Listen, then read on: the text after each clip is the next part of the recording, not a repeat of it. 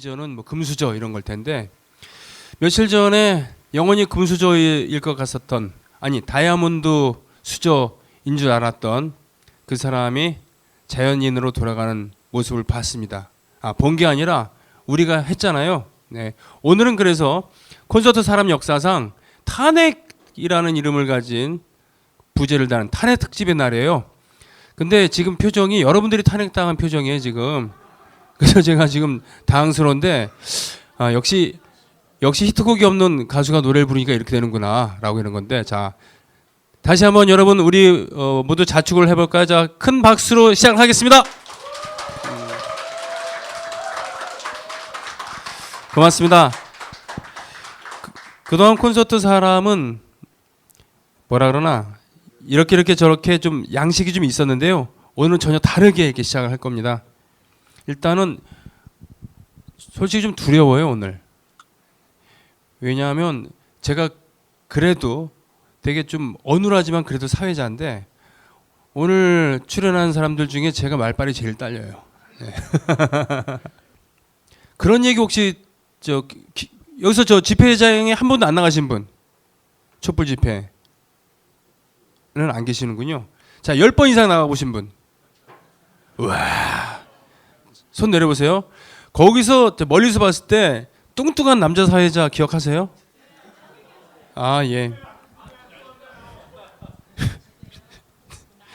아니 그게 아니라 제 표현이 아니라 멀리서 본 사람들은 그게 띄나 봐요. 야, 그 뚱뚱한 사회자 잘하더라. 예.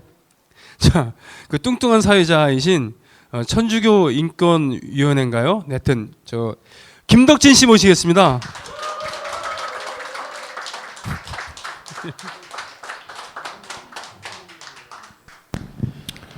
네, 안녕하세요. 김덕진입니다. 예. 네. 시작부터 본인의 얘기라고 안 하셨지만 어쨌든 매우 인권 감수성이 떨어지는 소개 고맙습니다. 그건 또 거짓말이고. 정확히 그 단체 이름이 뭐였죠? 제가 일하는 곳은 천주교? 지금은 이제 박근혜 정권 퇴진 비상국민행동에서 일을 하고요. 네. 이제 저기를 월급을 저한테 주는 데는 네. 천주교 인권위원회. 천주교 인권위원회죠. 네. 퇴진행동은 월급을 주지 않습니다. 그렇죠. 네. 오히려 돈을 뺏어가면 뺏어갔지. 박근혜 퇴진 비상국민행동에서 어떤 대외협력 팀장이라는 그 직책을 맡고 있는데요. 뭐 다들 다 나눠서 하는 일이니까요. 네. 똑같습니다. 아무튼 뚱뚱한 사회자. 네. 자, 이번에는 그걸로 가죠 뭐 오늘. 그 구호를 외칠 때 길게 외치는 여자 사회자가 있는데 굉장히 선동적이더라. 이런 소리 다 아시죠? 지금 뭔 얘기인지. 네. 자, 박진 씨 모시겠습니다.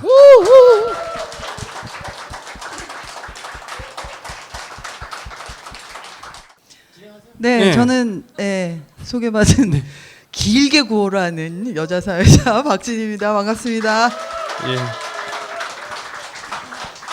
지금 박근혜 퇴진 국민행동에서는 공동상황실장을 맡고 계시죠? 네, 공동 상황실장 겸 공동 대변인을 맡고 있고요. 저도 예. 월급 받는 곳은 다산인권센터라는 단체에서 맡고 있습니다. 다산인권센터는 다산 콜센터랑은 다른 데죠? 전혀 다르죠. 예. 네, 인권운동하는 곳입니다. 그러니까 거기는 서울시와 관계 있는 곳이 아니라 저희 또 수원에 있어요. 수원이군요. 네, 네. 수원에 그런 그 20년 다산 인권센터랑 다산 콜센터 이런 거를 우리가 받아줘야 되는 거예요. 여기 국민 TV 분위기 원래 이랬습니까?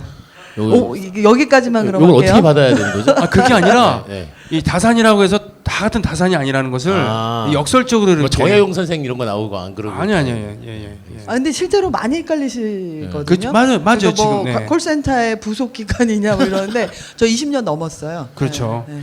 그러니까 소크라테스가 했던 게 문답법이잖아요. 이렇게 물어보면서 상대방의 무지를 일깨워주거나 아니면은 이렇게 이 철학적인 문제를 이렇게 던져주거나. 방청객들이 지금 무지하다고. 아니 방청객이 아니라 제가 시작부터 약간 저를 걸고 넘어지셔서 제가 네. 편한 마음이 아니네요. 예. 이거 어떡하겠어요? 인과응보죠, 뭐. 네. 그리고 시선이라고 하는 그런 프로그램 한 달쯤 됐습니다만 국민 TV가 제공을 하기도 하는데 공동 제공이 사실은 일파만파 대표라는 직함을 갖는 것은 아무나 갖는 게 아니죠. 일파만파의 대표이시며 국민 TV의 방송 TF를 맡고 계신 영원한 해직 기자. 아 이렇게 얘기하면 안 되지. 뭐라 얘기해야 되나? 제일 오래된 해직 기자. 제일 오래된 해직 기자. 자 노정면 씨를 모시겠습니다. 네.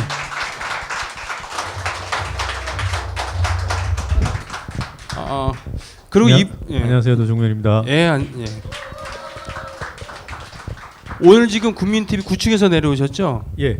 예. 오늘 어떤 일을 하고 오신 거예요? 오늘은 해직 언론인을 주제로 논문을 쓰시겠다는 그 교수님이 계셔서 오늘 오전부터 한 3시간에 걸친 인터뷰를 하고요. 잠깐 다른 일 보고 우리 후배들 잠깐 보고 내려왔습니다. 예. 그 일주일에 몇 번 하루 정도는 국민TV의 금요일에 꼭 출근하시죠? 예, 녹화를 국민 TV가 제작하는 그렇죠. 프로그램이니까 예. 녹화 때 옵니다. 예. 알겠습니다. 어쨌든 노정면 영원한 해직 기자 다시 오래된 해직 기자. 예. 그리고 이분을 일부러 늦게 소개하려는 것도 있었지만 이분이 일을 하고 있어갖고 또 어디 갔어? 아니 도대체 방송을 뭘로 하는 거예요, 저 사람은 지금? 예? 아니 뭐 출연을 아마 네. 2부에 하시는 걸로 알고 계시는 게 아니에요. 아니죠. 네, 벌써 전화를 한 40분 전부터 하고 사람까지 보냈는데 5분 정도. 국민 TV가 이렇게 바빠요. 하긴 그래요. 그러게요. 근데 왜 저는 말할 기회를 안 줘요? 두 분은 다 마이크 딱 잡고 말씀하셨는데. 저희도 기회 안 주고 알아서 한 거예요. 그냥. 그래요? 저도 그냥 알아서 한마디 할게요. 하세요. 예. 탄핵에 실패했으면 이 자리에 같이 못 있을 뻔했죠. 상황 실장이면 잡혀갑니다. 그렇지. 근데 여러분들 덕분에 이분들하고 같이 자리를 하게 돼서 참 고맙고 오늘 참 행복한 시간인 것 같습니다. 예. 안 잡혀가셔서 다행입니다. 네. 예. 자 박수 한번. 팀장은 몰라도 상황 실장은 잡혀가거든요. 그럼요. 네, 예. 정말 덕분에 제가 안 잡혀갔어요. 네. 사실은 기각됐으면 그냥 1호 제가 이제 3월 10일 날 저녁 집회를 사회를 제가 봤거든요. 원래 보게 돼 있으니까 기각이든 인용이든 제가 보는 건데 그럼 그날 저녁에 뭐 분위기가 어떻겠어요? 막 기각됐으면. 그래서 저는 그냥 그날 막 지르고 집회는 30분 만에 끝내고 1호로 구속되겠다 이런 결심을 했었어요. 왜냐하면 그게 제일 편하거든요. 이런 전국에는 빨리 들어가 있는 게 가장 편합니다. 죽어라 일하고 나서 막판에 어차피 들어갈 거 빨리 들어가는 게 낫다 이런 생각을 하고 있었는데. 그러고 보니까 감옥살이를 좀 해보셨죠, 왕년에? 저는 좀 길게 했죠. 길게 했죠. 예. 뭔 일로? 그냥 제일 재수 없는 한 청년 학생이어가지고 한 것도 아무것도 없는데 네. 계속 감옥에 오래 살았어요. 96년에? 아니요, 저는 99년부터 2002년까지 3년 감옥에 있었어요. 그때 이제 보통 평양 갔다 오고 이런 분들이 이제 3년 살았거든요. 그렇죠. 근데 저는 그냥 국내에만 있었는데 왜 그랬어 도대체? 그냥 재수가 없어가지고 집행유예 기간에 또 잡히고 또 잡히고 계속 이런 일이 이제 있어가지고. 그러니까 쓰리고에 피박을 당한 거군요. 그렇죠. 외상값 같이 다 살고 뭐 그러느라고 그 새천년 맞이할 때 그 밀레니엄이 이렇게 바뀔 때 감옥에 있었죠. 그래서 그 안에서 9.11 테러도 보고 그 안에서 또 이 남북 정상회담도 보고. 그러니까 김대중 정부 5년 동안 제가 수배 생활 1년, 감옥 3년 이렇게 살았어요. 한 세기를 그러면 겪었다는 그런 얘기인데. 굉장히 짠한데요. 그러게요. 그 DJ 정부 때, 딴 때도 아니고. 그래서 그때 경험상 매도 먼저 맞는 것처럼 그렇죠. 먼저 잡혀서 구속되는 게 좋다. 네. 그러면 더 오래 살지 않아요? 아니 근데 뭐 비슷해요. 어차피 법원의 그 형량이라는 게 정해져 있기 때문에. 뭐 보통 이제 마무리 될 때쯤 저는 나오고 이제 뒤에 오는 사람은 마무리 될 때쯤 들어오고 그러니까 힘들지. 그렇군요. 근데 지금 전국에서는 들어가 있는 게 안전하죠. 만약에 기각됐으면 그렇죠. 붙잡혀서 그냥 지금도 이렇게 막 폭력이 난무하는데 혹시 알아요? 맞아요. 그래서 뭐 사실은 지금 어땠을까 이런 생각을 해보면 모두 다 평안한 하루하루가 아니었을 것 같아요. 네. 그렇죠. 뭐 감옥에 가는 거는 뭐 오히려 편할 진짜로 오히려 편할 것 같아요. 오히려 이제 그 모든 걸 보셔야 되는 분들이 얼마나 정말 지금 고통스러운 시간일까 그런 네. 너무 진지해진다. 그러게. 그 다산 인권센터에서 그러면은 얼마 동안 활동을 하신 거예요? 저 20년 좀 넘었어요. 그러니까 잠깐 20년 좀 넘은 단체에서 20년 좀 넘게 하셨다는 것은 시작부터 하셨다는 얘기예요? 그렇진 않고요. 한 25년 좀 넘었고 단체는 저는 예. 이제 21년 정도 됐어요. 그렇군요. 처음부터 하진 않았는데 굉장히 오래 있었죠. 갈 데가 없어요. 저를 받아주는 데가 없어요. 그건 사실입니다. 예. 저도 다산 콜센터로 가세요. 거기는 그러지 아무나 마세요. 그거 봐, 저런 사람이 아니, 나쁜 사람이야 지금. 거기는 뭐 아무나 들어갈 수 있는 데가 아니에요. 거기도. 예, 이 와중에 동북아시아에서 가장 바쁜 그 뭡니까? 예, 뭘 또 먹으면서 오니? 아 예.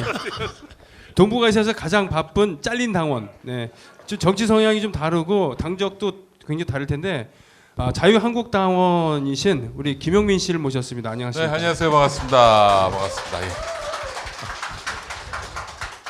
아니 근데 저기 그 잘렸다며 8시간 만에. 아, 그런데 말이죠. 네. 이제 오늘 밤에 제가 중대 폭로를 하나 할 겁니다. 폭로. 예, 그건 아직 여기서 밝힐 단계는 아니고 왜냐면은 네. 바로 조치에 들어갈 수 있기 때문에 예예 이따가. 이 그 야심한 시각에 야음을 틈타서 중대 폭로를 제가 할 예정입니다. 예. 기대해 주세요. 저는 알고 있는데 제 엠바고에 걸려 갖고 네. 얘기를 못 하고 있어요. 네. 하여간 이 자유한국당은 근본적인 혁신이 필요하다. 네. 뭔가 알 것 같은데 이분 저는 들은 바가 없으니까 네. 여기서 추측을 이게 해도 돼요? 공업용 수준 되는 수질에서 저 이제 거의 하수도에서 나오는 물 그 사이에 있거든요. 네. 한번 바꿔보겠습니다. 네. 1급수로 바꾼다고요? 아니 1급수로 바꿀 수 없습니다. 그럼 뭐 조금 어째도 좋아진다고요? 이제 농업용 수준도. 빗물 정도 수준으로 빗물 정도 수준으로 제가 한번 올려보겠습니다. 예. 그 자유한국당원으로서 지금 작금의 8대0 사태를 어떻게 보고 계십니까? 진짜 지난주에 제가 들은 얘기인데 4대4까지 얘기를 들었었어요. 근데 그게 뭐 낭설이었죠, 한마디로 얘기해서. 네. 근데 4대4 얘기가 어떻게 나왔나? 각하 둘, 기각 둘 해가지고 이제 4대 나머지는 이제 인용 이렇게. 그랬군요. 근데 이거를 청와대가 철석같이 믿었던 거예요. KBS도 믿은 것 같던데 보니까. KBS도 그렇게 믿었고, 그럼 어떻게 청와대는 믿었느냐? 여론조사 결과는 아무리 돌려봐도 항상 8대2로 나왔는데 어떻게 4대4가 나왔느냐? 그 왜 SNS에서 버즈량이라고 하죠. 그 이제 거론. 그 따져 보니까 이게 그 저기 인용보다도 기각이 더 네. 많이 이제 검색이 됐다는 거예요. 이걸 믿었다는 겁니다. 세상에. 이걸 믿었대요. 청와대가. 그러니까 보일러 안 고쳐놓을만 하네요. 네. 그러니까 진짜 보일러 안 고쳤고요. 그러니까 다른 무엇보다도 제일 중요한 게 텔레비전인데 테레비. 네. 그것도 당일에 고쳤지 않습니까? 그게 그래서 테레비가 어제 오후에 들어가는 바람에 네. 안심하고 저녁에 가셨다고. 원래는 이제 오늘 아침에 가려고 그랬는데 네, 그렇죠. 네, 테레비 LG께 딱 들어가는 게 나오더라고요. 원래 삼성 걸 써야 되는데 이제 그러니까. LG 쓰는 이유는 아마 이제 이재용에 대한 좀 소소한 그러니까 서운함이 있나 봐요. 서운함 이런 것이 아니겠는가 판단이 되는데 정말 저는 이걸 기각을 확신했었다는 자체에 굉장히 큰 충격을 받았어요. 그렇죠. 이 어떻게 상황 판단을 해도 이렇게 판단할 수가 있는가? 네, 여기에 예. 그렇게 볼 수도 있는데 예. 청와대가 어디의 정보를 믿은 게 아니라 네. 청와대가 그 밑도 끝도 없는 정보를 만들어서 이제 특히나 이제 자기네들 편 들어줄 수 있는 언론사에다 유포한 거죠. 네. KBS 같은 경우에는 아니 뭐 박근혜 씨는 워낙 우리랑 좀 다른 세계에 사는 사람이니까 그렇게 뭐 예상할 수 있다고 봐요. 자기 위주로. 근데 공영 언론사 KBS의 기자 정도 되면은 특히나 정치부 기자 정도 되면은 합리적으로 예상해야 되는 거 아니에요? 그렇죠. 그렇죠. 거기서 4대4를 예상했다는 거죠. 전 그래서 궁금해요. 그래서 여쭤보려고 그랬는데 어떻게 그럴 수가 있어요? 그 청와대에서 이제 나온 정보를 언론인들이 공유하면서 마치 고급 정보인 양 그걸 믿어요. 믿는다니까요. 그러니까 허위 정보를 예를 들면은 조선일보에 던지면 조선일보가 그거를 글로 쓰고 이쪽으로 오면 다시 여기서 받아줘서 던지면 거기서 사설로 해서 기정사실화 시키고 뭐 이런 거기까지 못 나갔죠. 예를 제가 들면 조선일보를 열심히 읽는 자유당원으로서 네. 3월 8일자 31면 하단에 실린 그 왜 탄기국 광고 있잖아요. 신뢰할 만한 정보원에 따르면 네. 정보원에 따르면 탄핵 기각 또는 각하로 기울었다고 합니다. 그래서 3월 9일 내일 집회는 우리가 탄핵 기각 축제, 국민 축제로 하려고 합니다. 근데 만에 하나 발생할지 모를 상황에 대비해서 우리가 24시간 대기하려고 합니다. 그런 내용이 있었어요. 예, 이럴 때는 정말 모르는 게 약이네요. 저는 그걸 조선일보는 안 보기 때문에. 그래서 예. 저는 그걸 봤죠. 그래서 이게 또 무슨 공작질인가라고 생각을 했는데 아니나 다를까 그런 맥락이 있었고요. 오늘 저기 우리 국민 TV 그 뉴스K 라이브에서 한겨레 김태규 기자가 말하기를 한겨레 기자가 이제 사전에 취재를 계속했다고 해요. 그래서 예. 기각이 되면 어떡할 건데? 했더니 뭐 그러면은 뭐 삼성동 사저로 가고 뭐 어떻게 하고 뭐 그럴 계획이다라고 얘기를 하면서 그러면서 청와대 관계자 비서관급 이상이라고 하더라고요. 예. 반문을 했다는 거예요. 왜 인용을 확신하지? 왜 이게 박근혜가 파면될 거라고 생각하지? 반문을 하더라는 거예요. 세상에. 야, 이거 그러면은 박근혜가 지금 들어가면서 그렇게 뭔가 지지자들에게만 메시지를 던지는 건 여전히 그 맥락 안에 있는 거예요. 근데 이 지금의 그 박근혜 상황에 대해서는 한겨레 기자들이 이제 취재해 본 바에 따르면 그냥 막 하는 거, 막 던지는 막 하는 거라고. 세상에. 다 멘붕에 빠져가지고 그냥 막 하는 거고 자기들도 어찌할지 모를 그런 거의 그 카오스의 상황이라고 하더라고요.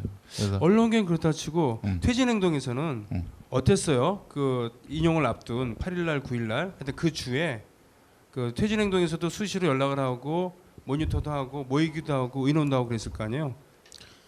뭐 이제 저는 이제 단편적인 얘기하면 아까 말씀하신 그 3월 9일날 이제 저희도 집회를 광화문에서 하고 그렇죠. 판기국 측도 이제 헌재 쪽에서 이제 집회를 했잖아요. 근데 그때 6시 반에 그 이제 CBS 정관영이 시사자키에 이제 전화 인터뷰를 했는데 네. 제 바로 직전에 누가 하셨냐면은 그 탕기국 대변인이시고 박사부 회장이신 정광용 영 씨가 이제 인터뷰를 하고 제가 스스로 뒤에서 하는 거예요. 스스로 전 노사모라고 밝힌 정말? 정광용. 맞아요. 네. 그런데 거기서 이제 물어본 거예요. 정관영 씨가 지금 헌재 앞에 그 탄핵 기각 반대 쪽 몇 명 모여 있나요? 그랬더니 지금 저희가 12만 명이 모여 있습니다. 그런 거예요. 진짜 아니 라디오 이 전화 인터뷰 생방송에서 10만 명도 아니고 12만 명. 근데 그 아시겠지만 헌재 앞에 가보셔서 알지만 그 길이 얼마 좁습니까? 그 도로를 다 잡아먹어도 말도 안 되거든요. 그래갖고 이제 그걸 나한테 물어보는 거예요. 그러면은 여기 퇴진행동 측은 지금 얼마 모여 있냐? 그래서 저희는요 그냥 한 1,000명 있습니다. 제가 그랬어요. 그러니까 그런 식으로 사실은 이제 그렇게 호도하는 과정을 보면서도 저희는 약간 불안하구나. 이 당기국이. 계속 이렇게 과대 포장할 수밖에 없는 상황이구나라고 사실 저는 개인적으로 생각했고 공식적인 입장은 이제 우리 박진상 시장님이 이제 알죠. 예, 아, 얘기 좀 전에 네. 며칠 전에 저 인터뷰하신 네. 예, 아이고 여기서 뵙겠습니다. 예. 네, 예, 화기애애한. 네. 바꿔드릴까요 자리? 아닙니다. 처음 보시는 사이군요 오늘. 네, 예, 얼굴 그렇군요. 보고 목소리로. 예, 아주 저희는 사실은 거의 인용을 의심하지 않았어요. 네. 저희 내부죠. 그래서 언론들도 굉장히 많이 인용될 경우와 기각될 경우를 묻기는 했지만 저희는 언론도 저희한테 물을 때 인용을 두고 대부분 묻고 말미에 그런데 혹시 기각이 되면 어떻게 할 거냐 이렇게 물었기 때문에 사실은 뭐 전반적으로 의심의 여지가 없었죠. 그래서 저희도 오히려 기각될 경우에는 경우의 수가 없었습니다. 네. 촛불 광장의 민심을 따른다. 이런 그러니까 거죠. 저희 입장은 그냥 지금도 우리는 국민의 뜻을 따랐고 앞으로도 국민의 뜻을 따를 거다. 뭐 이를테면은 뭐 국론이 분열됐다고 하지만 저희는 그렇게 이해하지 그렇죠. 않잖아요. 아니 80% 이상의 국민들이 원하는 대로 하지 않으면 국론이 분열되는 거지 그 일부 5% 지지자들과 될 수 있는 건 아니기 때문에 저는 그냥 뭐 국민이 원하는 대로 싸우면 된다 뭐 이 입장밖에 없었어요. 맞아요.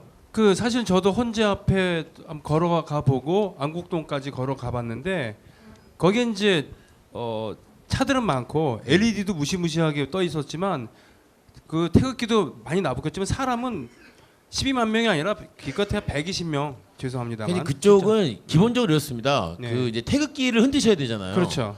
그 양손으로만 흔들어요. 큰 태극기를. 그렇죠. 그래서 겁내 이렇게 멀리 서야 돼요. 그러니까 체조 대용으로 서야 되는 거예요. 양팔 다들 이렇게. 간격으로 서야 아니, 제가 되고. 인터뷰 때 얘기했잖아요. 네, 네. 일단 딱 도착하면 양팔 간격으로 서라고 얘기를 한다는 거예요. 실제로 거기 현장에서 보신 분들이. 그러니까 실제로 숫자가 안 되는 거. 우리는 이렇게 밀착해서 앉잖아요. 예. 그래서 우리는 횃불을 들으면 참 좋았겠다. 음. 얼마나 위대해 보여. 횃불을 좀 들긴 저희가 몇 번 들긴 했어요. 그 행진하면서 이제 청와대 갈 때 들긴 들었는데 그렇지. 지금 사실 그 탄핵 국면 직전에 경찰이 이제 소방법 위반이라고 우리 뭐 이게 걸겠다 이런 협박을 또 해오고 그랬었어요. LED 횃불을 만들면 어땠을까요? 아니 LED 횃불도 있었잖아요. 많이 있었어요. LED 횃불이 나오긴 했어요. 촛불 말고 횃불. 네, 횃불 그러니까 크게. 진짜? 네. 해외 직구로 갖고 와서 네. 뭐 인증샷 올리고 막 그랬어요. 그러니까 지금 이것도 주목해야 되는 게 폭력은 사실 저쪽에서만 있었거든요. 그렇죠. 그러니까 지나가는 우리 시민들이 다쳤지 우리 광장에서 초폭력이 없었는데 지금 경찰이 오늘 발표한 것은 80여 명을 소환할 건데 퇴진행동 관계자도 촛불광장 관계자도 다수가 있다라고 얘기를 하는 거예요. 그러니까 저희는 기껏 해봐야 신고되지 않은 물품을 들었다는 것이지 그렇지. 저쪽이랑 비교할 수가 없거든요. 근데 자꾸 경찰이 그런 식으로 프레임을 잡는다는 거. 균형을 맞춘다는 이거 명목으로. 절대로 그러게요. 말리지 그놈의 마셔야 이상한 돼요. 기계적 균형을 거기서도 잡으려고 하는 거 같고 왜냐면 그럼 구체적으로 밝히든지 예를 들면 탕기국 뭐 70명 뭐 퇴진행동 17명 이런 식으로 밝히지도 않고 전체가 87명인데 그 중에는 탕기국도 있고 퇴진행동도 있다 이렇게 해버리니까 네. 마치 이제 뭐 반반인 것처럼 그렇게 되는 또 구도가 생기죠. 80명 중에 우리 임대웅 감독도 포함되겠네요. 3월 1일에 이나물질. 그게 뭔 얘기냐면 예. 예. 우리 임대웅 씨가 누구냐면 우리 그 야외 11월달 12월달에 2주일 동안 광화문 광장에서 그 방송했잖아요. 방송 저 한 번 더 게스트 나왔었죠. 그렇죠. 예. 그때 담당 PD인데 그 우리 그 녹음 스위치 눌러놓고 네네. 커피 마시러 가셨던 그렇지 그분. 그분 예, 1시간 후에 돌아오신 분. 그렇지, 1시간 있다 온 사람. 예. 그분이 그 며칠 전에 야외 방송을 한번 하고서 뭡니까 휘발유 발전기. 발전기 발전기 들고 가다가 경찰한테 잡혔어요. 발전기가 아니라 발전기에 넣을 기름통. 휘발유. 그렇지. 발전기하고 휘발유 같이 들면은 그렇지. 말이 되는데 응. 이 양반이 발전기를 들고 간 사람은 딴 데 갔고 이 사람은 이제 휘발유 들고 왔는데 신분증도 없고 그렇지. 아니 그게 며칠이었어요? 그 3월 1일. 3월 1일 그게 그 일이네. 그러면. 그러네. 예. 아니, 저희 쪽에 사람은- 리포트가 하나 있었거든요. 아, 보고가 됐구나. 맨몸에 휘발유 예. 들고 있었던 이나물질 들고 가던 분이 한 분 걸렸다 이런 얘기가 있었거든. 맨몸에 맨몸에 맨몸에 그럼 너무 착하게 생긴 분이에요. 그분이. 그렇지. 그래서 그 양반이 착한 걸 너무 좀 억울하게 그럼 우리가 생겼어. 알아서 아삭하게 보는 거지 경찰이 볼 때는 좀 위험하게 볼 수도 있어요. 그러니까 휘발유를 들고 혼자서 걸어가는데 그 당시 뭐냐 그래서 저 발전기 어디냐고 없는 거야. 신분증 보여 신분증도 없는 거야. 그래서 경찰서까지 갔었죠. 파출소 가서 파출소 가서 조사받고 조사받고. 맞아요. 예. 아니 사실은 광화문 광장에 휘발유가 많아요. 왜냐하면은 거기 발전기가 많거든요. 맞아요. 저희가 그 행사하는 동안에 발전차도 있지만 뭐 상황실이라든지 의료지원단 이런 데 이제 불 켜기 위해서 발전기를 두고 또 난로도 있고 그래서 네. 거기에 이제 기름이 많은데 말씀하신 대로 그거는 이제 항상 세트로 움직여야 그렇지, 되거든요. 그렇지. 그래야 의심을 안 사는데 하나만 딱 들고 가면 발전기를 들고 미리 먼저 가버렸어요. 어. 많이 철수한다고. 그래서 혼자 휘발유 들고 광장을 가로지르다가 도대체 왜 언론에서는 당당하게 그 태극기 집회랑 촛불 집회를 똑같이 비중으로 보도하는 거야? 왜 그래 도대체? 여기 언론이 지금 왜 그런 거야? 해직된 지 9년 되신 분한테 지금 언론을 욕하면 아니 뭐합니까? 지금 얼마 전에 MBC가 저 태극기 집회 결산하면서 1,500만이 연인원 모였다는 거예요. 아니 그걸 그대로 보도하는 거야. 아니 3.1절 날 태극기 달았던 집 가구 수 이런 거 센 거 아니에요? 뭐 500만이 모였다, 700만이 모였다. 그걸 그대로 그냥 다 인정을 해버린 거예요. 그 보도 제목이요. 예. 태극기 집회의 새바람. 새바람. 예. 진짜? 그 바람이 납니다. 태극기 펄럭이면 바람이 굉장히 불어요. 태극기에서. 그러니까 보수 집회의 새로운 어떤 전형을 보였다 뭐 이런 식으로 MBC가 근데 왜 아직도 정신을 이렇게 못 차려? 너무하다 진짜. 정신을 안 차리고 싶을 거예요. 정신 차리면 모든 게 이제 제로 세팅이 되고 뭔가 정상화되는 길에 들어서면 본인들이 위험하다고 생각하지 않을까요? 본인들의 자리가. 이번에 인사이동 됐는데 이제 앞으로 어떻게 가능성이 있어요? 이 인사 조치는 너희들 탄핵됐다고 세상 바뀌었다고 생각하지 마라. MBC는 별천지임을 선언한 거죠. 네. 그렇지. 예. 그 이근행 PD라고 아시죠? 네, 그 네, MBC 노조위원장 예, 하셨고. 파업 이끌다가 이제 해고당하셨는데 초기여서 이분은 이제 복직은 했어요. 재입사 형식으로. 근데 그 이후에 온갖 수모를 다 당했습니다. 그 PD 수첩 PD도 하시고 MBC의 중요한 그 프로그램을 만들던 분을 그 전혀 무관한 그 업무를 맡겼어요. 주 조정실이라고. 물론 거기도 중요한 데지만은 이분의 전문 분야가 아니에요. 거기 그냥 집어넣어 놓고 몇 년을 그러니까 일을 못 하게 했죠. 그러다가 이제 요번에 어젠가 그제 난 인사에서 구로에 작은 사무실이 하나 있습니다. MBC 사무실이. 거기서 무슨 뭐 뉴미디어 무슨 개발팀 업무 실적이 전혀 없는 부서예요. 거기에 그 줄기세포 조작 그 밝혔던 한학수 PD하고 이은행 PD를 거기로 보내버렸습니다. 등등의 이제 그런 인사 조치를 취했어요. 아, 한학수 PD님도. 예. 천주교 한학수 인권이 PD가 후원회원인데. 스케이트장 관리로 막 배치되고 그랬던 맞아요, 분이에요. 맞아요. 예, 예. 그러니까 여전히 MBC 앞에. 니들 헛꿈 꾸지 마라 이거죠. 이제 궁금해서 더 물어봐도 돼요? 그럼요. 그냥 이렇게 하세요. 네. 이- 그러세요. 네. 혹시 MBC도 그런데 YTN도 그렇고 언제쯤 이제 조금 정상화가 물론 정권이 바뀌어야 되는데 정권이 바뀌잖아요. 바뀌는 건 당연할 것 같은데요. 바뀌면 어떤 게 변할지 좀. 근데 저는 뭐 언론뿐만 아니라 사회 곳곳에 이 정상화가 필요한 부분이 우리가 기대하는 것만큼 빨리 안 될 것 같다는 생각을 해요. MBC 같은 경우는 사장 바뀐 지 한 달도 안 됐습니다. 그리고 그 사장이 강성 중에 강성, 매파 중에 매파로 평가를 받고 있고 이번 인사하는 거 보세요. 타이밍 딱 맞춰가지고 쉽게 안 물러나고요. 그리고 과거에 그 왜 2008년도에 KBS 정현주 사장 쫓아낼 때는 이사 한두 명 바꾸면 되는 구조였거든요. 근데 지금은요 여러 명을 바꿔야 돼요. 굉장히 힘듭니다. 이사를 바꿔야 사장을 바꿀 거 아니에요. 임기 3년인데. YTN은 그나마 다행인 것이 내년 3월이면 임기가 다하기 때문에 뭐 물론 그 전에 YTN, MBC보다 사정이 괜찮으니까 뭔가 계기가 생기면은 뭐 가능성이 없지도 않지만 늦어도 내년 3월로 보는 거죠. 근데 MBC는 안 보입니다. 사실. 그럼 노정면 앵커를 이제 다시 내년 4월부터는 보는 MBC 걸로. 얘기하다가 왜 아니 YTN. 아 YTN 3월이라니까. 사실 그 지난주 토요일에 우리 이용마 기자가 네네. 나와서 이렇게 연설했잖아요. 목소리는 뭐 또랑또랑 했습니다만 역시 그 풍채 좋은 얼굴이 많이 사가서 좀 마음이 아팠습니다만 그러면 얘기 나온 김에 이미 MBC는 일베 방송 분위기를 짙게 풍기면서 시청률도 이렇게 떨어지고 그러면 광고도 잘 안 들어오고 그럴 거란 말이죠. 그 MBC가 지금과 같은 규모로 유지가 될 수 있다는 얘기예요? 복면가왕 잘 나가잖아요.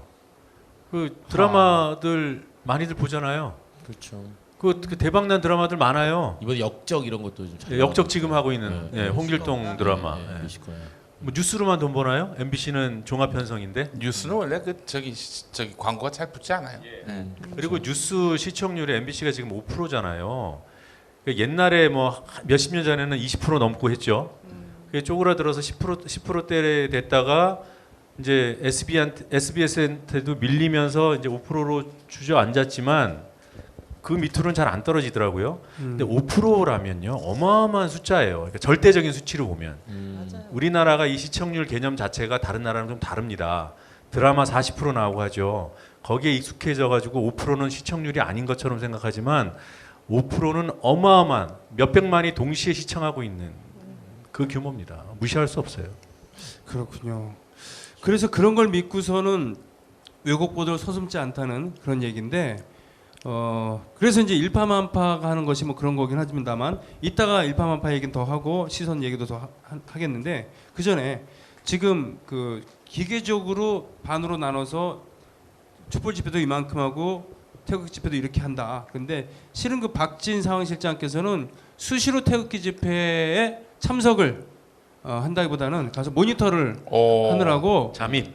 예, 그 일부러 광화문 광장으로 가기 위해서 일부러 안 그래도 되는데 시청 앞을 지나가면서 이렇게 모니터를 하고 그랬었거든요. 몇 그렇잖아요. 번 가죠. 몇 번 가셨죠? 네. 예, 그때 얘기 좀 해주세요. 좀 어땠는지. 좀 가보시지 않으셨어요? 저 너무 궁금하더라고요. 저희도 이렇게 한 번씩은 다 가봤죠. 네. 그래서 그렇게 많아진 거예요, 거기가. 그렇구나. 그럴 수도 있어요. 근데 뭐라고 할까요? 가보신 분들은 아시겠지만 너무 과도한 선정적임, 선동들 끊임없이 이제 적개심을 그래서 그런 느낌은 들었어요. 근데 그 광장을 지나서 우리 광장을 가면 너무 평화로운 거예요. 우리는 이미 세상이 바뀐 분위기라서 그때 제가 조금 긴장해서 우리 지금 조금 긴장 더 걸어야 된다. 네네. 구호를 더 많이 외쳐야 된다. 뭐 이렇게도 얘기했지만 근데 사실은 아쉽게도 거기를 딱 지나서 광화문 광장을 들어서잖아요. 처음에는 청계까지 그분들이 하셨단 말이에요. 그렇죠. 그래서 시청광장 지나서 청계광장 지나서까지는 뭐 칙칙하기도 하고 너무 그 공포감도 많고 막 제가 공포스러운 게 아니라 이게 공포를 조장하는 분위기란 말이에요. 그런데 거기를 딱 지나서 광화문에 들어서면 다 달라요. 너무 다양한 거지. 남녀노소 하는 얘기, 입는 복장이 너무 다 다른 거예요. 그래서 저는 사실 그렇게 생각했어요. 우리가 이겼다. 이미 이겼다. 전혀 새로운 세상이 시작되고 있는 거다. 예. 이런 감정을 제가 느꼈어요. 아 예. 제가 그 지난주에 지지난주군요. 그때 토요일에 그 저기 3월 4일이었군요. 그때 이제 큰 집회를 또 했었는데 자기들 추산으로는 700만이 모였다는. 근데 제가 그때 명동에서 차를 그때 갖고 나와가지고 다리가 아파서 거기 갇혔어요. 예. 그래서 그 앞에서 거리 행진하는 그 양반들 거리 행진하는 걸 쫙 봤는데 한 40분 동안 거리 행진을 하는데 점점 줄어들어서 이제 사람이 없다 싶을 때 또 어디서 그 거대한 부대가 오고 또 거의 없어질 무렵 또 거대한 부대가 오고 그래서 그래요? 야 이건 혹시 랜덤으로 계속 도는 거 아닌가 뭐 그 생각을 했는데 제가 그러면서 그 한 40분 동안 앞에서 셌습니다. 네. 40대 이하로 보이는 사람들 다 셌어요. 아, 15명. 아 그래요. 15명이었고 그래서 이 15명은 왜 나올까? 그래서 제가 일부러 내려가지고 아유 자매님 어디서 어느 교회에서 오셨어요? 물어보니까 뭐 일부러. 어느 교회에서 왔다고. 아, 네, 교회에서 온 거군요. 네, 그렇죠. 100이면 100이에요. 역시 교회에서 목사님 많이 아들 왔어요. 목사님 아들답게 잘 됐어요. 목사님 아들이 아니라 지금 신학 대학원생이에요. 아, 지금 그런가요? 전도사예요. 네. 김용민 전도사님. 네. 예. 그 태극기 집회랑 이 촛불에 가장 이제 저희가 시달렸던 게 언제냐면 3월 1일이에요. 예. 3월 1일 집회가 왜 자유총연맹이 10만 명 동원한다 막 그래가지고 한 2주 전부터 난리가 났었는데 사실 저희들은 3월 1일 날 집회 계획이 없었어요. 솔직하게 지금 말씀드리면 얘기해도 되는 나중에. 거야? 이제 됐죠. 다 끝났는데 뭐 이제 다 끝났으니까. 원래 계획이 없었는데 네. 거기서 이제 그 언론에 먼저 나왔죠. 자유총연맹 광화문에 10만 명 집중해라 뭐 이런 게 나온 김경재가. 거예요. 네. 네, 그래서 그거를 보고 나서 아 우리가 집회를 해야 되겠구나. 만약에 이 광화문에 그렇게 뭐 태극기 집회가 뭐 진짜 많이 와서 이렇게 하게 되면 또 이 언론들이 어떻게 쓸까 이거를 뭔가 뭐 촛불을 태극기가 뒤덮었다 이렇게 쓰지 않을까 해가지고 이제 없던 집회를 사실 만들어서 사실 그날 했어요. 근데 그날도 촛불 집회 한 20만 명 굉장히 많이 나오셨는데 그날 이제 어떻게 돼 있었냐면 광화문 광장이 딱 우리 거기만 우리가 이제 집회 신고를 했고 그렇죠. 세종문화회관 앞 아, 앞에. 그쪽. 그다음에 이쪽 그 미 대사관 앞 응. 또 이쪽에 뒤에 그 바로 광화문 사거리 남쪽. 세월호 광장 예, 있는 예. 거기가 다 이제 탄기국 쪽 사람들이 한 거예요. 그러니까 우리를 둘러싸고 아침부터 진짜 그 스피커를 다 우리 방향으로 돌려놓고 열공의 횃불. 네, LED를 다 우리한테 돌려놓고 아대한민국. 아대한민국이랑 멸공의 횃불을 한 100번 트는데 진짜 하루 종일 들었거든요. 그 아침 11시부터. 그날은 진짜 와 미치겠더라고요. 그래서 막 전우여 내 나라는 그렇죠. 제가 군대 나갔다는데 그걸 외웠다니까요. 그리고 우리한테 항의하러 오시는 거예요. 이제 우리 쪽 촛불 시민들이 우리도 빨리 음향 틀어라. 세게 틀어갖고 저거 빨리 뭐 안 들리게 해줘라. 근데 저희들은 또 품격이 있잖아요. 또 정확하게 우리는 리허설도 해야 되고 그렇지. 또 이렇게 막 남의 집회 방해하고 집회에 또 자유가 있는 건데. 그렇죠. 그럼요. 그래서 우리는 버텼어요. 한 4시까지. 예. 그러다가 도저히 안 되겠어가지고 4시부터 이제 그 틀기 시작했죠. 그때 그 양측의 스피커 앞에 있던 국민 TV 임시 스튜디오는 아주 아사리판이 났습니다, 진짜. 아 지금 웃으면서 아니 얘기했지만 그 얘기 들었어요 저도. 예, 구민 TV도 그랬고 몇 야, 군데. 이게 제물로 삼았어. 역사의 제물이 됐어. 거기하고 무슨 TBS 정봉주 품격시대인가 두 네. 개 있었는데 그 정봉준 그래서 뚜껑을 닫고 방송했어요. 그러니까요. 그래서 그때 정말 근데 그 옆에 그것도 있었대요. 그러니까 우리 쪽 나팔 부대가 또 한 100명이 그 부부젤라를 불어가지고 네, 맞아요. 그 상황실에 있던 우리 식구들의 증언이 하면 생지옥이 있단 바로 여기다. 저희는 그 나팔부대 되게 사랑하거든요. 그런데 저분들이 우리 편이어서 너무 다행이라고. 그렇지. 정말 큰일 날 뻔했다고. 그렇죠. 아, 그래서 사실은 박진 씨가 그런 그 태극기 집회를 몇 번 모니터 하신 다음에 톤이 좀 달라진 적이 있었어요. 사회를 볼 때. 그렇죠? 예. 그날 유독 그랬어요. 제가 연출팀한테 음. 너 오늘 왜 이렇게 웃어대냐 그러는데 아 그러고 싶었어요. 저기랑 우리는 품격이 다른 사람들이랑 거 보여주고 싶어서 상냥하게 선동적이지만 상냥해야 된다. 우리는 그런 사람들이랑 차이를 보여주려고 너무 웃은 거죠. 그렇게 집회를 진행을 한 적이 있었어요. 초창기에 왔을 때는 정말 그 높은 톤으로 그렇죠. 예, 두껍지만 높은 톤으로 길게 쫙쫙 뽑아냈었는데 어느 날 웃으면서 그래가지고 시민들이 응. 너무 호흡이 길다, 응. 따라하기 힘들다 그렇죠. 이런 얘기. 그랬었는데 좀 뒤를 좀 짧게 해달라 이런 얘기도 있었어요. 근데 어느 날 올라와서 생글생글 웃으면서 부드럽게 일상용으로 이렇게 그날 하는데 제가 시도 읽었어요. 아. 봄의 정원으로 오라. 그날이구나. 아, 네. 그랬구나. 네. 박수 한번 별짓을 다시. 다 했는데. 네. 그때 사실 3.1절에 그 측면까지 보수 그러니까 친박들이 다 몰려올 수 있었던 거는 대형 교회를 다 동원된다. 바로 교회 얘기 좀 해주세요, 진짜 도대체. 다 동원된다는 상정 아래 그 완전히 그 촛불을 포위하고 그 나머지를 전부 다 채운다는 계획을 세워놓은 것 같아요. 그렇죠. 3.1절 예배 보고서 네. 그 신도들을 다 데리고 온다. 그런데 이제 대형 교회도요. 네. 이렇게 동원되는 사람들은 정말 이제 우리 그런 분들이시고 젊은이들은 안 나옵니다. 요즘 한국의 그 대형 교회들의 그 문제가 뭐냐, 맹점이 뭐냐, 그 이렇게 보시면 됩니다. 뭐 교회에 어떤 그 여전도회가 있고 남선교회가 있고 그렇지 않습니까? 네. 여전도회에 그러면 그 교회 다니는 여성들은 다 여전도회, 남성들은 다 남전도회 들어가느냐, 다 청년부에 들어가고 그러느냐? 아니에요. 그런 부서 모임에 오는 사람들이 따로 있어. 네. 그 교회 내에서 정말 로얄티가 높은 사람들이겠죠. 그 나머지 사람들 안 와. 그냥 예배만 드리고 집에 갑니다. 네. 예. 그런데 그 여선교회의 대표적인 교회가 있는데 그 교회에 가보니까 막내가 몇 년도생이냐? 1972년생이. 막내가. 거의 이제 그 시골 공동체 보면은 마을 청년회장이 막 65 이런 거 있고 예. 그런 흐름인 거예요. 그러니까 동원되는 사람들은 대체로 다 굉장히 고연령층인 분들이고 젊은 사람들은 그런데 혐오를 하죠 차라리. 그 뉴스타파에서 그 잠입 취재를 한 거 혹시 보셨는지 모르겠는데 그 은혜와 진리 교회 예. 그저 조용기 목사 동생이 하는 네네네. 조용목 목사라고 네. 조용기하고 조용목하고 80년대부터 막 싸움이 싸워가지고. 붙었어요. 아, 그래요? 예, 싸워가지고 형은 빨갱이다 뭐 이러고 있어. 아 빨갱이 아니라 이단이다. 네. 뭐 그렇게 해서 서로 싸우는 아주 굉장히 고약한 그런 관계인데. 그렇군요. 근데 이번에 이제 대거 동원이 됐죠. 다 동원했다는 거 아니에요? 순복음도 동원했던데 이번에. 순복음도 물론 이제 네. 한다고 했었고 네. 그 은혜와 진리 교회는 이제 뉴스타파 취재진이 잠입 취재해서 다 찍었죠. 네. 그 뭐 수십 대 관광버스가 교회 주변에 다 이미 주차돼 있었고 그 목사가 조 목사가 이제 동원하는 취지의 발언을 하고 실제로 다 탔어요. 그리고 기자가 같이 탔는데 이제 그 기사 내용 중에 보니까 다 60대 이상이더라고요. 아. 그리고 어떤 분이 그 대형 교회의 동원 가능성에 대해서 글을 쓴 걸 제가 봤는데 우리가 뭐 대형 교회의 어떤 문제에 대해서 생각을 이제 쭉 해왔잖아요.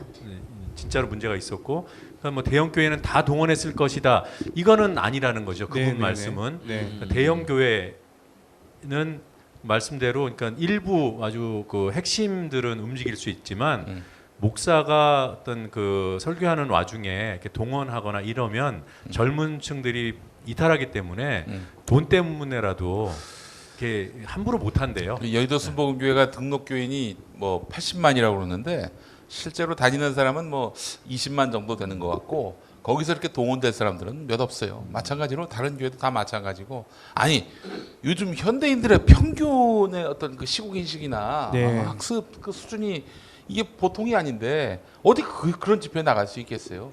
그러니까 이제 그 대형 교회라고 해도 예를 들면 뭐 보수적인 사랑의 교회라든지 명성교회 이런 데는 사실 이런 데 동원하진 않잖아요. 현대인들이 많이 다니는 네, 현대적 젊은이들이 네. 많이 다니는 교회니까 거기 뭐 그런 뭐 데서 이렇게 동원하면 조찬기도 이제 이런 건 하죠. 교회가 치명적인 타격을 입지만 그러니까요. 은혜와 진리 교회나 여의도 순복음교회는 목사님의 그 명성과 리더십과 영빨로 셔 보이는 그런 교인들. 이제 네, 그런 경우죠. 예. 기준이 한 20년 가까이 교회를 한 목사가 장악하고 아. 이렇게 조직을 탄탄히 한 경우는 동원할 수 있다. 그렇군요. 당장 오정연의 사랑의 교회도 동원 못해요. 그러니까요. 아직 네. 20년이 안 됐어요 거기는. 아니 오래됐어요. 사랑의 교회 자체는 오래됐죠. 서초동 10년대 지은 말에 지가 이제 오래- 세- 맞네. 그렇긴 한데 옥하는 오정현 목사가 네. 그 회장으로 부임한 지는 얼마 안 됐어요. 20년이 안 됐어요. 그럴 수 있겠네요. 근데 이제 20년은. 교회도 문제인데 이게 대부분 연령이 있는 분들이 사실 그 집회 많이 가시긴 하는데 그게 너무 속상한 거예요. 이게 왜 그렇다고? 왜 그런 것 같아요? 진짜 인권 운동을 쭉 하시면서. 그걸 저한테 아니, 그 얘기가 말을 꺼냈으니까. 꺼내셨잖아요. 교인에 관해서 저한테 물어보셔야지. 교인은 내가 정확하게 읽을 수 있어요. 이게 나이 드신 분들이 왜 오냐 뭐 이런 취지긴 한데. 그러니까 이제 나이 드신 분들이니까 네. 그 목사가 하자는 대로 하면 다 나오세요. 내용도 모르고 그냥 아. 목사님. 그러니까 저는 목사님이 뭔가 도덕성에 심각한 문제가 발생했다든지 그러면은 막 나서서 교인들이 아니 목사님 이러시면 안 되죠. 사과를 하시든지 책임을 지시든지 그래서 물러나시든지 네. 그럴 분들이 아니에요. 그러면은 교회에서는 그렇다고 치고 음. 왜 그런 교회 다니지 않으신 그런 우리 어르신들이 그 우리 소속단체 중에 노후희망 유니온이라고 네, 있어요. 그 노인. 이제 예. 그 퇴직하신 이제 네네네. 어르신들 그- 노후 희망 유니온. 네네. 그러니까 이제 청년 유니온 만들어지고 나서 네네네. 어르신들이 이제 모여서 만드신 건데 그 굉장히 열심히 또 오시거든요. 네네. 그 물론 촛불 집회에도 어르신들 많이 오세요. 어르신 많이 오시는데 사실 저희가 생각하기에는 이제 그 호명되지 않으니까 그러니까 촛불 집회에서도 사실 이제 어르신들을 무대에 모시거나 네. 어르신들의 얘기를 사실 많이 듣지는 못했어요. 그렇죠. 주로 젊은 층의 얘기를 더 듣고자 하는 게 더 많았던 것 같은데, 그러니까 이제 그 존재감 자체가 어쨌든 그쪽에 가면 여기가 그 비슷한 세대가 더 많으시고, 더 여기 가면 우리가 주인공 같은 느낌이 좀 드시니까 아마 이렇게 동원되지 않으신 분들 중에서도 적극적으로 나가시는 분이 계시지 않을까 이런 생각 저는 한번 해봤습니다. 그러니까 저 좀 뭐라고 할까 촛불 집회 자체도 대의제 민주주의가 가진 한계를 직접 민주주의로 뚫었다 이렇게 표현하는데 거기서 느끼는 감정도 그런 거였어요. 그 일종의 기존 정치에 대한 불신감이 되게 느껴졌거든요. 그 광장에서도 그 양측이 그런 같이 그런 느낌인데 어쨌든 거기 어르신들이 많은 건 일종의 자기 세대가 자기 체제가 무너지는 느낌 아니었을까 싶은 거예요. 지금까지 쭉 산업화 시대를 이끌어 왔는데 소위 이 세대가 박정희, 박근혜와 함께 우리를 몰아내는 거 아닌가 이런 감각이 아닐까 하는 생각이 좀 드는데 물론 이거를 적극적으로 이용하는 인간들이 있는 거죠. 뭐 김문순, 김진태니 뭐 이런 정치인들이 그게 정말 나쁜 놈들이라고 생각을 하거든요. 그런데 정말 안타까운 것은 노인 한 명은 도서관과 같다고 하거든요. 노인의 지혜는 네. 그 노인의 지혜를 우리가 충분히 갖지 못하는 사회처럼 돼버린 거 이게 정말 안타까운 것 같아요. 저는 그 이 촛불과 관련된 여러 보도를 보면서요. 하나 굉장히 인상에 남는 보도가 최근에 있었어요. 그 보도를 JTBC에서 했는데 여러 뭐 훌륭한 그런 단독 보도 특종들을 했지만 그 중에서도 저는 그 보도가 저한테는 굉장히 아주 인상적으로 왔습니다. 촛불 집회에 참석한 노인들만 모아서 예. 어르신들 고맙습니다. 함께 해주신 이 어르신들이 어. 분명히 있다라는 거를 영상으로 한 2분 남짓한 영상으로 딱 만들었는데 이 JTBC 보도국이 이래서 힘이 있구나라는 생각을 했어요. 의미 있는 꼭지였네요, 진짜. 네. 네네. 그 우리 개신교회가 어르신들을 어떻게 그렇게 만들었느냐에 대해서 한번 좀 분석해 보자면 내내 끊임없이 공포로서 길들였어요. 공포. 처음엔 반공으로 길들였고요. 그 어느 순간에서는 가난해진다. 네. 그러니까 11조 안 내면 암에 걸린다. 이거. 주일 성수 안 하면은 뭐 하여튼 벼락을 맞는다. 그 벼락을 맞는다 그 얘기 때문에 김어준 씨가 무신론자가 되고 1년 동안 교회를 다녔어요. 벼락을 맞을까 봐. 아이고, 무신론자였는데 교회를 다녔다. 교회 다니다가 예. 무신론자가 되기로 마음 먹었는데 그래도 안 다니면 벼락을 맞을 것 같아서 1년 동안 다니다가 어렸을 때? 끊었는데 예. 그렇죠. 그리고 그래서 끊임없이 교회는 뭔가의 그 적을 만들어내야 합니다. 그래서 네. 노무현 정부 같은 뭐 좌파 정부를 또 적으로 상정하고 최근엔 또 동성애를 적으로 상정하고 이제 또 이슬람을 상정하는 거예요. 제가 아침에 페이스북에 썼지만 이스라엘기는 도대체 왜 들고 그래서 다니느냐? 이스라엘기를 든 거예요. 그러니까 이스라엘의 주적은 이슬람 아닙니까? 이슬람의 그래서 이스라엘기가 나온 거구나. 그러게 정확합니다. 아마 그러지 않을까요? 그런 야구를 지지. 이슬람에 대한 그런 혐오 정서가 상상을 초월합니다. 그래서 어떤 식이었냐면은 MB가 2011년 집권할 때 이슬람 채권법이라는 법을 네네네. 만들었는데 맞아요. 이슬람의 그 규율 중에 하나, 그 성서도 그러한데요. 그 이자를 허용하지 않습니다. 이자를 맞아요. 허용하지 않으니까, 그러니까 이 돈이 융통되려면은 이자가 없으면 안 되잖아요. 네네. 그래서 뭐 그 교리에 그 저촉되지 않게끔 법을 개정하는 거를 이제 이명박 정부에서 추진하려고 했는데 그거에 이제 조용기를 비롯한 개신교 목사들이 들고 일어났던 거죠. 네. 만약에 그거 추진하면은 정권 퇴진 운동 벌이겠다. 그 무렵에 그 미묘한 시기에 말이죠.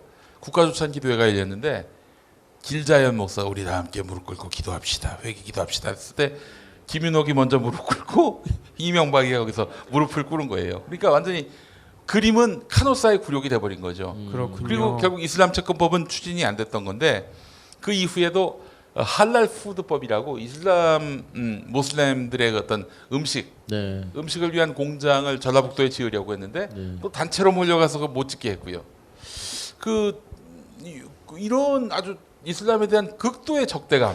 그래요. 걔네들이 들어와가지고 돈으로 머릿수로 들어와서 이 땅에 그 개신교를 눌러버리고 말하자면은 이슬람교를 주류 종교로 만들어 버리려는 음모가 획책되고 있다. 이런 가짜 뉴스가 교회에서 엄청나게 그 안에 대세를 이루고 있는 그런 상황인 거죠. 그러면 그런 가짜 뉴스, 공포 조장, 허위 뉴스, 카톡 돌아다니는 이거의 가장 큰 진원지 중에 한 건 교회라는 얘기인가요? 그렇죠. 그래서 사실은 이슬람이 교회를 다 파괴할 것이다. 전에는 북한이 공산당이 네. 내려와서 교회를 파괴할 것이다.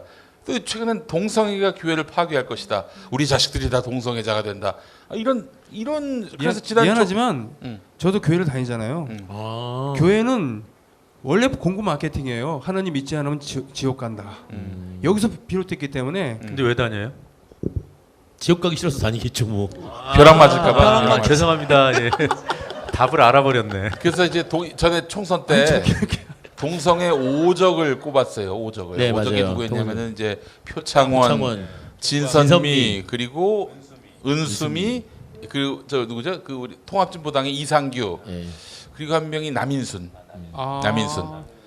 그래서 이제 거기 표창원 의원이 그 지역구가 소강석이라는 목사가 있어요. 아주 골 때리는 목사인데 작년에 그 국가조찬기도회 때 그 설교를 했는데 거기서 무슨 설교를 했냐면은 우리 박근혜 대통령은 전 세계 여러 여성 지도자와 달리 몸매가 아주 좋습니다. 그날 나온 얘기구나. 그 지랄을 했던 인간이에요. 그 뚜렷이 기억하고 계시겠네요. 네. 기억나요. 또 그리고 저기 예전에 어디 미국에 가가지고 부시를 만났어요. 현직일 때 부시. 네. 부시를 이제 아들을 데리고 가서 만났는데 뭐 그냥 엄청난 저자세를 보였나 봐요. 그래서 호텔 방에 들어와서 아들이 아버지한테 아버지 아니 이렇게 저자세예요 이라고 뭐라고 하니까 이 소강석 목사가 아들아 나는 조국을 위해서라면 부시의 구두를 핥을 수 있다. 그런 얘기를 했던 아주 골 때리는 목사입니다. 이제 이 양반이 이제 동성애 반대를 앞장서고 있는데 때마침 그 지역구가 표창원 의원이 출마한 지역구인데 가가지고 이 강단 위에 소강석이 서 있고 그 밑에서 표창원 의원이 바라보면서 사과를 하는. 그렇게 선거운동을 했군요. 페이스북에다가만 올린 게 아니라 직접 가서 사과했어요? 네, 가서 같이 사진 찍고 올리고. 네, 맞아요. 그래서 나는 나름대로 인권을 위해서 일한다고 했는데 우리 성도님들의 순수한 신심에 상처를 드린 것 같아서 깊이 사과했다고. 아까 잠깐 카노사의 굴욕이라는 얘기를 해주셨는데 자 자막으로 이렇게 나가고 있어야 돼요. 이렇게 쭉 이렇게. 그게 이제 종교와 정치. 그렇죠. 그렇죠. 예. 교권에 무릎 꿇은 세조기 이제 왕이? 그때가 이제 네. 15세기 16세기 그쯤이었는데 뭐냐면은 막그 그 전인, 이제 근대 국가들이 막 힘을 얻으면서 그 중세의 그야말로 이 강자였던 교황권에 대해서 서서히 이제 개기기 시작할 네. 때였거든요. 아무래도 밟아줄 필요가 있겠다라고 네. 판단을 했던 거예요. 그래서 교황이 그 황제에게 무릎을 꿇게 만들었죠. 그 추운 날 밖에서 무릎 꿇게. 그렇죠. 선전도의 굴욕처럼. 파문을 하니까 우리 식으로 따지면 석고대전 한 거예요. 그렇죠. 그눈 내리는데 예. 카노사라는 곳에서 근데 그런 그 건데. 표창원 의원이 네. 그러니까 이거 이제 팩트를 말씀을 드리자면 본인의 이게 동성애에 대한 소신을 굽힌 건 아니고 예. 그러니까 그걸 주장하는 과정에서 신도들의 명예를 그렇죠. 예.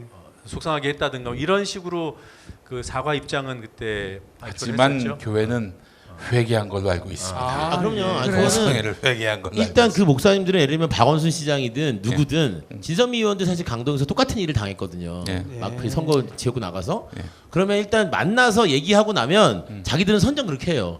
표창원이 진선미가 우리 찾아와서 회개하면서 무릎 꿇고 빌었다 이렇게 얘기를 하기 때문에 안수기도 받아갔다. 예, 그렇죠. 예, 예. 내가 고쳐줬다 이렇게 되기 그래서 우리 때문에 김용민 PD께서 만약에 새롭게 이제 집권하려는 세력이 네. 이 개신교의 지지를 받으려고 하면 딴 거 없다.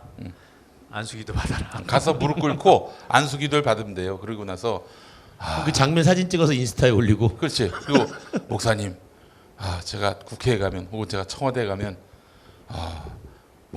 우리 목사님의 안수를 받고 명을 받은 선교사가 되겠습니다. 네. 이러면 죽여주는 거지.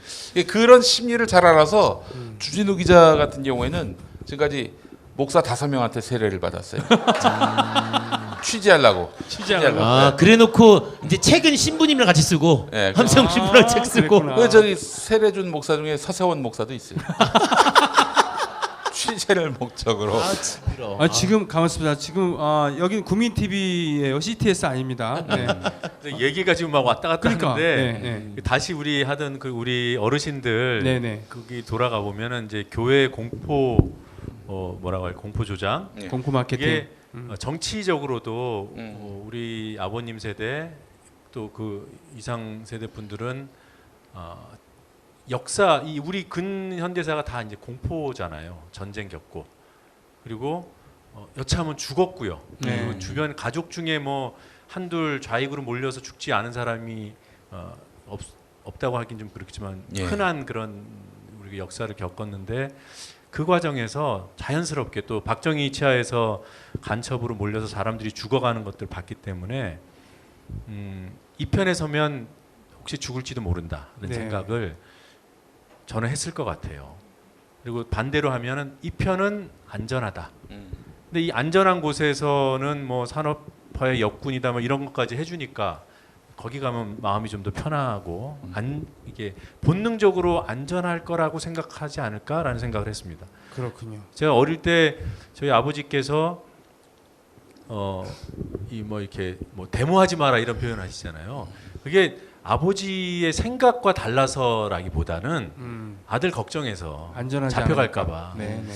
거기에 기대서 생각해 보면은 지금 어르신들이 그곳으로 모이는 것은 이곳이 안전한 곳이다라고 생각하는 게 아닌가 저는 그렇게 생각해봤어요. 그러니까 저는 이번 그 박근혜 탄핵을 지나서 이거 지금 어마어마한 일이잖아요. 왕의 목을 딴 거야. 네, 목을 그러니까 정말 이거는 어마어마한 혁명을 지금 한 거고 네. 우리 역사를 통틀어도 왕족끼리 다투거나 그렇죠. 뭐 권력끼리 다퉈서 그 권력이 날아가지 백성이 이렇게 뒤집은 역사혁명은 정말 처음이거든요. 그것도 그렇지만요. 네. 이게 이번 촛불혁명이 정말 큰 의미가 있는 게 완전한 헌정 질서 아래에서 벌어진 안에서 혁명 맞아요. 아닙니까? 네. 촛농 하나 바닥이 없는 완전히 그 100% 촛농은 있었습니다. 있는데 그래서 맨날 그거를 일요일 날 촛농 제거하는 제거는 자원봉사자 했지만 제거를 조금 했어요, 남아 있었다. 네. 공중 질서와 이런 법규라는 것들을 완벽하게 지키면서 시민들이 20주를 이겨가면서 추위를 이겨가면서 해놓은 혁명이란 점에서 저는 이건 정말 뭐 전 세계 역사를 새로 쓰는 혁명이라고. 그렇죠. 그러니까 헌법에 전혀 문제가 없는 거잖아요. 네. 네, 네. 근데 왜 통상 이제- 헌법을 바꾸자 그래요? 그거 이제 뜬금없는 토론해야 되는 얘기였나요? 거예요? 아니 이게 저는 아까 말씀하신 그 공포와 연결된 얘기에서 그 탕기국 쪽 분들이 이재용 구속이 처음 기각됐을 때 만세를 불렀어요. 그리고 이재용이 다시 재구속됐을 때 막 진짜 대성통곡 난리를 쳤거든요. 나라가 망할 세상에. 것처럼. 서명도 받았어요. 네. 광장에서. 그 저는 석방. 그 연결이 과연 그러니까 물론 이제 뭐 이 정권과 이재용이 친해서 그렇다고 생각할 수도 있겠지만 계속 얘기하는 게 뭐냐면 광장에서도요. 우리 시민들도 그랬어요. 촛불광장에 나오신 촛불 시민들도 몇몇 분들은 저 재벌 해체라는 구호는 좀 안 하면 안 되냐. 네. 시민들이 불안해한다. 내가 그러는 게 아니라 내 주변 사람들이 재벌이 무너지면 나라가 뒤집어질까봐 걱정한다라는 얘기를 참 많이 들었었거든요. 그렇죠. 예. 근데 이제 실제로 삼성이 이재용 구속되고 삼성전자 주식이 계속 올라가가지고 200만 원이 넘어갔어요. 지금 주식이. 그래서 지금 뭐 계속 안정화돼 있고 막 지금 뭐 어디 또 인수한다 그러고 막 하만인가요? 어디 막 무슨 9조 원짜리 인수한다 그러고. 그러니까 실제로 불안할 일이 안 생길 건데 계속 조장하는 거거든. 이재용 구속되면 망한다, 나라 망한다 이런 이 식으로. 재벌 해체가 그러니까 재벌의 지배 구조를 바꾸는 거지 그 회사를 그렇죠. 없애는 게 아닌데 네, 그렇지. 그러니까 그렇게 하면 회사가 없어질 거라고 이렇게 착각하는 이유는 언론 때문이라고 생각해요. 교회도 마찬가지입니다. 대형 네. 교회 큰 목사 그렇죠. 만약에 사라지면 그거 안 되기 때문에 아들한테 세습하는 거예요. 근데 교회는 좀 작아져야 돼요. 예, 그렇죠. 좀 강남의 그 사랑의 교회를 보면 저는 교회 다녔었거든요. 그 소돔과 고모라. 다 교회 다녀. 예. 뭐 딱 그런 느낌이에요. 그 교회가- 그렇게 커야 되나요? 러브스 처치 그 사랑의 교회가 또 교회로 갔어 얘기가. 아, 자꾸 재밌어요. 교회로 아, 가네? 들어보고 재미없으면 나 그냥 나갈게 나. 그 사랑의 교회가 말이죠. 그 유리벽으로 이렇게 돼 있어요. 그래요 유리창. 유리. 예. 근데 그게 햇빛이 한 12시인가 2시쯤 되면은 강렬하게 빛이 반사돼서 대검찰청에 아주 직사를 아. 한다는 거예요. 예, 예. 그래서 반사가 된다 이거죠. 그래서 이제 검찰청에서는 네. 굉장히 큰 민원을 아. 그래서 제가 그랬죠. 아니 검찰이 이 흑암의 그 권세가 자리하는 검찰 아니냐? 어? 저 교회가 일어나라 빛을 발하라. 어? 이런 이사야 말씀을 실현한 것인데 왜 시비를 거느냐? 제가 그런 얘기한 적이 있었는데 재미없었네요. 아니 재밌어요. 됐어요. 됐어요. 하나만 더, 하나만 더. 재밌었어요. 왜 대형 교회는 이게 줄어들지 않느냐? 그리고 계속 그 목사가 개차반임에도 불구하고 계속 이게 영속이 되느냐, 지속이 되느냐? 가장 굉장히 큰 질문거리였고요. 그래서 찾아낸 답이 이 교인들끼리의 부조 문화를 무시할 수 없다. 아. 내가 이 김권사 아들한테 5만 원 부조를 했는데 네. 결혼한다고. 네. 그 회수를 해야 될 거 아니에요. 네, 네, 네. 그래서 그게 끈끈한 부조 공동체를 형성한 것도 있고요. 또 하나가 이제 저희 아버지가 얘기해 주셨는데 요거 굉장히 큽니다. 교회가 크면 클수록 이게 이권이 많아요. 아. 당장 이제 뭐 정수기, 그렇죠. 정수기에 있는 그 왜 종이컵 있잖아요. 네, 일회용 네, 컵. 네. 이것도 이권이고요. 아. 달력 찍지요. 아. 달력. 인쇄소도 이게 이권이고요. 부활절 계란. 그렇죠. 부활절 계란도 네. 그렇고요. 주보 인쇄도 마찬가지고 온갖 영상기기에 뭐 스피커에 장의자에 그리고 또 저기 건축할 때 뭐 벽돌이니 뭐 시멘트니 이런 것들 다 이권이야 다 이권. 체육대회 때 음료수. 그렇죠. 아니, 그런데 이건도 있는데요. 이게 일상을 지배해 줘요. 아, 일상을. 저희 어머니 아버님이 몇 년 동안 조금 지방을 조금 여러 군데를 다니셨는데 가자마자 정착을 하는 게 그 교회를 통해서 정착하시는 거예요. 그렇죠. 수요 예배 봐, 새벽 기도 봐, 주말에 구역 식구들 모여 그 뭐 서로 간의 부조가 일상 공동체인 거예요. 근데 저는 세상을 바꾸려면 교회를 벤치마킹 해야 된다. 네. 그러면 세상이 바뀐다 이런 생각을 했다니까요. 그러려면 이제 특히 LA 한인 타운 같은 데 가면은 우선 가서 정착하려면 교회부터 나가야 돼요. 그럼요. 교회 나가니까. 교회 나가야 돼요. 저 LA에 오래 살다 왔는데. 예. 자, 우리 어떻게 해야 되지? 빨리 아니 그래서 예. 저는 이 얘기하고 싶었던 거예요. 뭐냐면 아까 노정민 PD가 말씀해 주셨는데 노정민 기자님이 그 언론 탓이다. 사실은 이 왜 언론 탓이냐고 얘기하냐면 동성애 얘기 계속 하시잖아요. 그러니까 우리가 저희는 동성애를 차별하면 안 된다. 차별금지법 만들고 동성애도 결혼할 수 있어야 된다 얘기하는 게 우리 인권운동의 얘기인데 그렇게 되면 다 우리 자식들도 다 게이가 되고 레즈비언 될 거라고 말하시잖아요. 근데 그렇게 자신이 없나요? 우리 이 사회에 대해서? 그리고 동성애를 차별하지 말자라는 얘기를 동성애를 권장하는 거로 착각하고 그렇게 얘기를 하게 만드는 게 언론 탓이라는 거죠. 사실 그렇죠. 어떻게 보면 동성애를 권장하는 게 아니에요. 제 친구들도 게이 친구들 많은데 저한테 와가지고 야 너 게이 돼봐 좋아 이런 얘기 한 사람 한 명도 없어요.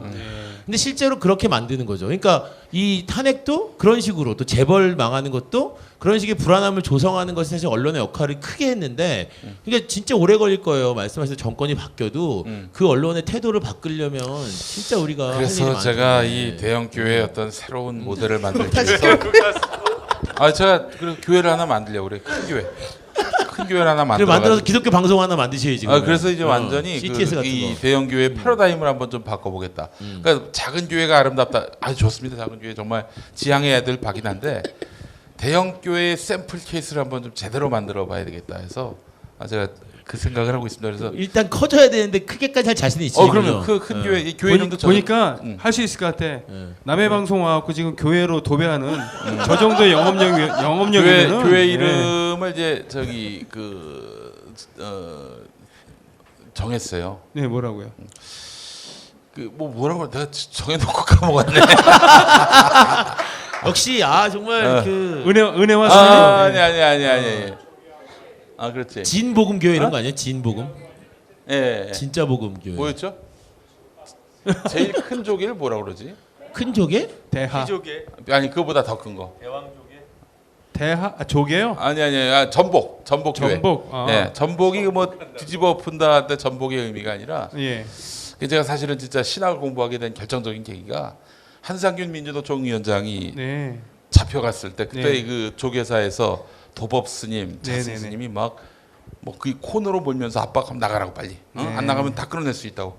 그래서 결국 쫓겨났어요. 네네. 근데 막 그 무슨 뭐 이렇게 종교인이 막 중재를 잘해서 그런 식으로 또 포장을 했지. 그랬죠. 확 뚜껑이 열려가지고 안 되겠다. 이렇게 협량하기 이를 데 없는 이런 종교 사실은 의론이라다가 쫓겨 들어온 사람들을 끌어안아야지.